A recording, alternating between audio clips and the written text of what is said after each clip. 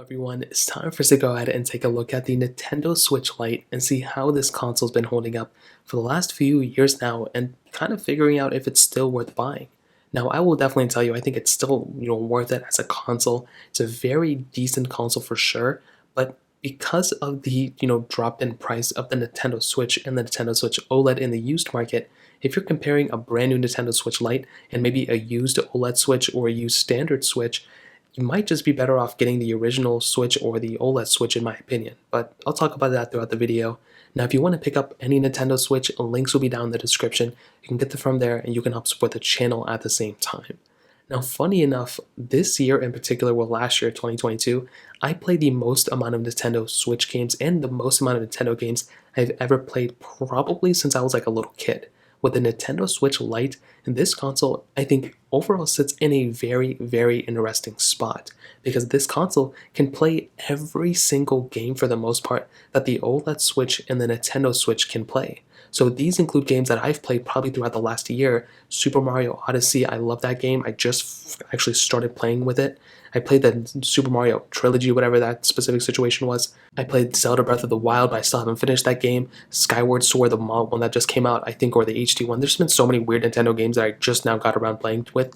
And the Nintendo Switch Lite can honestly play a majority of those games, which is so awesome. Now, with the Switch Lite, this is, I think, a very interesting concept of a console that they actually made. It sits right in line in my head with the Nintendo 2DS. I think a majority of us know this by now, but the 2DS was also like a cheaper version of the 3DS that actually ended up selling quite well. The Nintendo Switch Lite is really no different. It's just a cheaper entry point of the Nintendo Switch lineup, and it's supposed to be like its main focus is the portableness of it. It's the fact that it's a very portable console, and I think that's kind of a really big asset going for this console. The fact that it's portable, the fact that you don't really have to mess around with it too much, like it's just there as a console, I think that's a really cool thing and one of my favorite things about this, device for sure. Now, I will add a few things with this console, some few caveats. For one, I think the display on the front is probably one of the areas where I'm not the biggest fan of. It's a 5.5-inch LCD touchscreen. And here's the thing about this specific panel. It's really not that great of a screen. That's kind of the biggest asset, or the biggest problem I had, not asset, the biggest problem I had with this specific console. It really doesn't look that great on the front. I feel like Nintendo at that moment could have done a little bit of a better job. They did a way better job with the OLED Switch. Even the standard original Switch didn't have that great of a display. With the Switch Lite, it doesn't really look that great, but it's okay. Don't really want to hang on it too much, but just keep in mind it's really not that good of a display. You also don't have the ability of connecting it and docking it with any other system or any other monitor, so you only can play it in portable mode. Now, I do think this screen isn't horrible, but it's definitely not as great of a display as the OLED Switch, and like I said, when you consider the price tags and everything, again, I feel like, Nintendo could have done a little bit of a better job with this panel. If they put that great of a, display on the OLED Switch, like, it is what it is. I will say though, the fact that you do have the keys right there that don't the controllers that don't have to be charged or anything like that is actually nice. They're embedded straight within the console themselves, and I have had few times, and also many people who actually go ahead and complain about their Joy-Cons, saying that they don't connect properly or they can't do X, Y, and Z, and they're not syncing up with the Switch completely. That issue is kind of removed with the Nintendo Switch Lite because it's just built in right into the console, so you don't really have to worry about those types of issues, which I think is really nice. You have that USB-C port at the bottom, which is strictly only for charging. There's no display output on it at all, so like I said, keep that in mind. You also have the standard back, which is just, kind of like this plastic material. You have an SD card on this thing too, which is actually really nice. So being able to quickly import in, any games or anything like that you had on any other console, you do have that capability here, which I think in and of itself is actually really, really nice. So from those specific situations, I think the Nintendo Switch Lite sits in a very good spot in the hardware standpoint. Again, it's not a perfect, device, but I think it sits in a very interesting situation, at least in my eyes, because it actually still feels like a very good console. Definitely not the most premium thing in the world, but I'm also not afraid of breaking this thing. I've had the Switch Lite for the last few years now, and although it's not my main Switch that I use everything for, it is actually kind of nice because I'm not afraid of breaking it. I can throw it in my book bag. I can take it wherever I want to, and it's pretty much always available for me. So I don't really have to worry about anything at all when I bring this console with me, and that is another really cool thing. The best case scenario, in my opinion, is to have a Nintendo Switch that is docked up and have something like a Switch Lite on the side where you can bring with you and still play the same exact games. Some of you may know this, but you can pretty much download the same games on both consoles. You just can't be playing them at the same time, and you have to be connected to Wi-Fi. But otherwise, I think that's a really cool thing in this Nintendo Switch Lite where it kind of fits in. Now, I've always felt like the performance of the Switch Lite was always pretty good. It definitely wasn't a slow console by any means. And I do think even in this specific situation, you can still get a lot of power from the Switch Lite.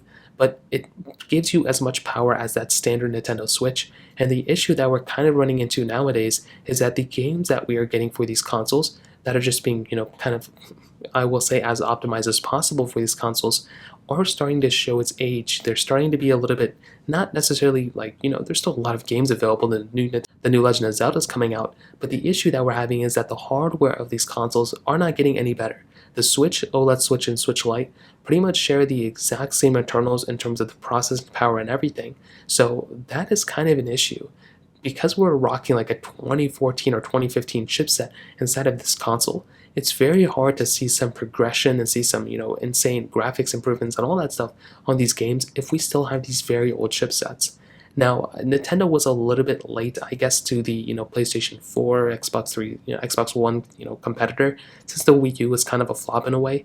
But I will say Nintendo could also go through and kind of give us that next Nintendo Switch sooner than later. So I'm not 100% too sure what's going to be happening there, but I will be curious to see what ends up happening throughout the lifetime of this console, and how the Nintendo Switch Lite is going to fare up against that successor to the Nintendo Switch in general. Now, in the battery life department, from what Nintendo has stated, you get about 3 to 7 hours of gameplay from the Switch Lite on The Legend of Zelda: Breath of the Wild. Very interesting. But with the Nintendo Switch OLED and the original Switch, you are getting about 4.5 to 9 hours of gameplay on that specific console. And they say 5.5 hours of Legend of Zelda: Breath of the Wild and only 4 hours of Breath of the Wild on the Switch Lite. I don't know if it's a big reason why you wouldn't want to go and pick up this console, but as I mentioned before, for a long period of time, it is a big deal if you're only going to be playing in portable mode. The Nintendo Switch Lite is a portable console, so you have to make sure that whatever games you're playing, they're not going to be taking up a ton of battery life. And if you're planning on playing these big, massive games like Breath of the Wild, well, you have to keep in mind the Switch Lite is going to be giving you the least amount of battery life on all these other consoles, unless you're always going to be plugging in and charging it while you're playing it.